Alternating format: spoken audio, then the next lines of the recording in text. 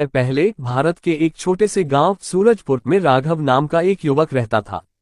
वह एक मेहनती और ईमानदार व्यक्ति था, लेकिन जीवन ने उसे कभी भी उसकी मेहनत का पूरा फल नहीं दिया। उसके पास अपने पिता से विरासत में मिला एक छोटा सा खेत था, लेकिन मिट्टी खराब और पानी की कमी के कारण वहां कुछ भी उपज नहीं पाता। हर सुबह राघव सूरज उगने से पहले उठता, खेत पर काम करता और अपनी माँ के लिए पानी लाने गांव के कुएं तक जाता। उसकी माँ जानकी एक बूढ़ी और बीमार महिला थी, लेकिन राघव के लिए वह उसके जीवन का आधार थी।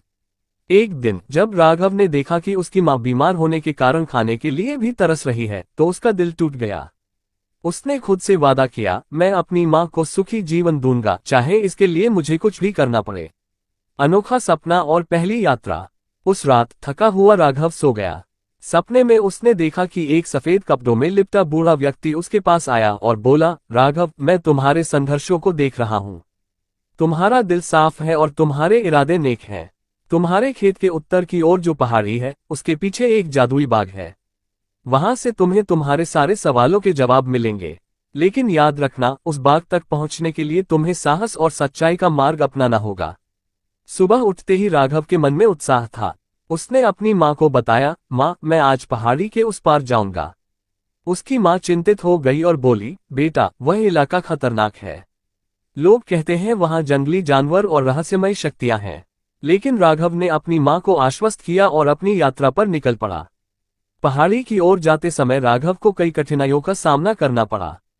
पहले दिन उसे एक घने जंगल से होकर गुजरना पड़ा। वह रास्ता इतना अंधकार में और डरावना था कि हर कदम पर उसे लगा कोई उसे देख रहा है। अचानक एक जंगली भालू उसके सामने आ गया। राघव ने डरने के बजाय पेड़ों के पास पड़ी सूखी लकड़ियों को इकट्ठा कर आग जलाई, जिससे भालू वहां से भाग गया। दूसरे दिन एक गहरी और तेज बहने वाली नदी उसका रास्ता रोक रही थी। बिना नाव के उसे पार करना असंभव था। तभी उसने देखा कि पास के पेड़ों की डालियां मजबूत थीं। उसने अपनी कुल्हाड़ी से कुछ डालियां काटकर एक छोटा सा पुल बनाया और नदी को पार किया। तीसरे दिन वह एक वीरान गांव से गुजरा, जहां के लोग भूख और गरीबी से पीड़ित थे। वहां के लोगों ने बताया कि उनके पास फसल उगाने की ताकत नहीं है और उनका पानी भी सूख चुका है। राघव ने उनकी मदद का वादा किया और आगे बढ़ गया। आखिरकार तीसरे दिन शाम को राघव पहाड़ी के शीर्ष पर पहुंचा। वहां का नजारा अविश्वसनीय था। एक विशाल बाग, जिसमें हर तरफ सेब के पेड़ थे और सेब सोने की तरह चमक रहे थे। बाग से एक मधुर संगीत की आवाज आ रही थी। जैसे ही राघव बाग के करीब पहुंचा, एक गूंजती हुई आवाज सुनाई दी, राघव, ये बाग तुम्हारी किस्मत बदल सकता है। लेकिन याद रखना, इस बाग का फल केवल सच्चे और दयालु लोगों के लिए है। अगर तुमने इसे लालच या स्वार्थ के लिए इस्तेमाल किया, तो ये तुम्हें और तुम्हारे गांव को बर्बाद कर देगा। राघव ने एक पेड़ से एक सुनहरा सेब तोड़ा। जैसे ही उसने उसे छुआ, उसने अपने अंदर एक अजीब सी शक्ति महसूस की। वह जानता था कि यह सेब जादुई है, लेकिन उसने सोचा, मैं इसे केवल अपनी भलाई के लिए नहीं, बल्कि अपने गांव के लोगों के लिए उपयोग करूंगा। सेब की शक्ति और गांव की मदद। गांव लौटने के बाद राघव ने सेब का उपयोग करना शुरू किया। उसने एक टुकड़ा अपनी माँ को दिया और उसकी माँ चमत्कारिक रूप से स्वस्थ हो गई। फिर उसने सेब का रस अपने खेत की मिट्टी पर डाला और कुछ ही दिनों में वहां फसलें लहलहाने लगीं। राघव ने सोचा, ये सेब मेरे लिए वरदान है, लेकिन अगर मैं इसे केवल अपने लिए रखूं, तो मैं बाघ की चेतावनी का उल्लंघन करूंगा। उसने सेब के रस से वीरान गांव की मिट्टी को उपजाऊ बनाया। वहां के लोग उसकी इस मदद के लिए उसे देवता मानने लगे। राघव की ख्याति तेजी से फैलने लगी। आसपास के गांवों के कुछ लालची लोग उसकी ताकत का रहस्य जानने के लिए उत्सुक हो गए। उन्होंने राघव के घर में घुसकर सेब चुराने की योजना बनाई। एक रात जब राघव सो रहा था, वे लोग घर में घुसे। जैसे ही उन्होंने सेब को छुआ, वे पत्थर के मूर्तियों में बदल गए। अगले दिन राघव ने बाघ की आवाज सुनी, राघव, मैंने तुम्हें पहले ही चेतावनी दी थी। ये सेब लालचियों के लिए नहीं है। गांव की समृद्धि और राघव का बलिदान। राघव ने जादुई सेब का उपयोग गांव के हर किसान की मदद के लिए किया। हर खेत में फसलें उगने लगी और हर घर में खुशहाली छा गई। लेकिन सेब की शक्ति धीरे धीरे कमजोर होने लगी। आखिरी बार बाघ की आवाज आई, राघव, अब तुम्हारे पास एक विकल्प है। या तो तुम इस बाग के रखवाले बनकर यहीं रहो, या फिर इस जादुई शक्ति को त्याग दो और अपने गांव के साथ एक सामान्य जीवन जियो। राघव ने सोचा, अगर मैं यहाँ रहा तो मेरा गांव फिर से वैसा ही हो जाएगा जैसा पहले था। मैं अपने लोगों को खुश देखना चाहता हूँ। उसने सेब और बाग को हमेशा के लिए छोड़ने का फैसला किया। अंतिम संदेश, राघव ने अपनी सच्चाई, मेहनत और निस्वार्थता से अपने गांव को समृद्ध और खुशहाल बना दिया। वो साधारण जीवन जीने लगा, लेकिन उसकी कहानी पीढ़ी दर पीढ़ी सुनाई जाती रही। इस तरह राघव ने ये साबित कर दिया कि जादुई शक्ति से बड़ा कुछ है, और वह है नेक इरादे और निस्वार्थ भाव। नैतिक शिक्षा, मेहनत और ईमानदारी के साथ किसी भी कठिनाई को पार किया जा सकता है। लालच इंसान को बर्बादी की ओर ले जाता है। गांव के किनारे एक छोटा सा जंगल था। इस जंगल में कई तरह के पेड़ पौधे और जानवर रहते थे, लेकिन एक पेड़ सबसे खास था, एक संतरे का पेड़। ये साधारण पेड़ों की तरह नहीं था, बल्कि इसमें जादुई संतरे लगते थे। जो भी इस पेड़ से संतरा तोड़ता, उसकी कोई एक मनोकामना पूरी हो जाती थी। पर इस पेड़ का रहस्य बहुत कम लोगों को पता था। गांव का लालची साहूकार। गांव में एक लालची साहूकार रहता था, जिसका नाम भानु था। वो गरीबों से ऊंची ब्याज दरों पर कर्ज देता और उनकी जमीनें हड़प लेता। जब उसे इस जादुई संतरे के पेड़ के बारे में पता चला, तो उसकी आंखें लालच से चमक उठीं। वह पेड़ के पास पहुंचा और झट से एक संतरा तोड़कर मन ही मन बोला, काश मेरे पास अपार धन संपत्ति होती।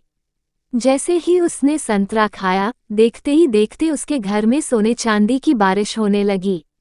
भानु को विश्वास नहीं हो रहा था कि उसकी मनोकामना इतनी जल्दी पूरी हो गई। अब वो हर दिन जंगल जाता और नए नए संतरे तोड़कर अपनी इच्छाएं पूरी करने लगा। वह पहले से भी ज्यादा धनी और शक्तिशाली बन गया, लेकिन लालच की कोई सीमा नहीं होती।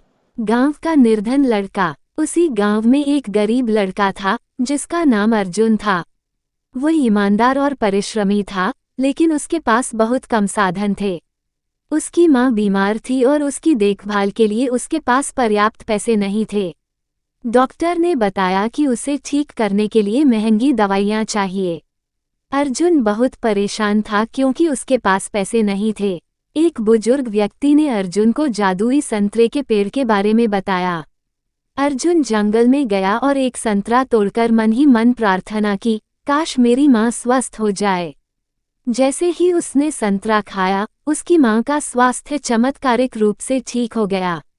ये देखकर अर्जुन बहुत खुश हुआ। अर्जुन ने सोचा कि अगर यह पेड़ उसकी मदद कर सकता है, तो यह अन्य जरूरतमंदों की भी सहायता कर सकता है। उसने यह बात गांव के कुछ जरूरतमंद लोगों को बताई। धीरे धीरे गांव के ईमानदार और सच्चे लोग भी इस पेड़ के पास आने लगे और अपनी सच्ची मनोकामनाएं पूरी करने लगे। भानु की सजा। भानु को जब पता चला कि अन्य लोग भी जादुई संतरे का लाभ उठा रहे हैं, तो उसे गुस्सा आ गया। उसने सोचा, अगर इस पेड़ को काटकर घर ले जाऊं, तो सारे संतरे सिर्फ मेरे होंगे। उसने कुल्हाड़ी उठाए और पेड़ को काटने चल पड़ा। जैसे ही उसने पेड़ पर पहला वार किया, एक रहस्यमय आवाज गूंजी, भानु, तुम्हारा लालच अब तुम्हें ले डूबेगा। देखते ही देखते भानु का शरीर पेड़ में बदलने लगा और कुछ ही क्षणों में वह खुद एक पेड़ बन गया। अब वह अपनी ही लालच में फंस चुका था और अपने किए पर पछताने के अलावा कुछ नहीं कर सकता था।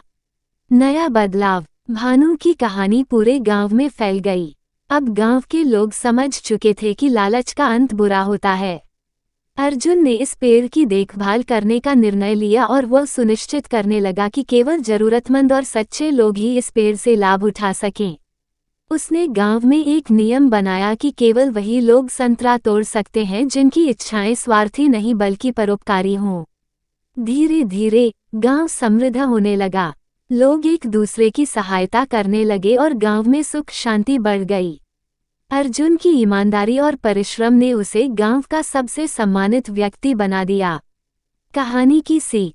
ये कहानी हमें सिखाती है कि लालच का अंत बुरा होता है और ईमानदारी व परोपकार से सच्ची खुशी मिलती है।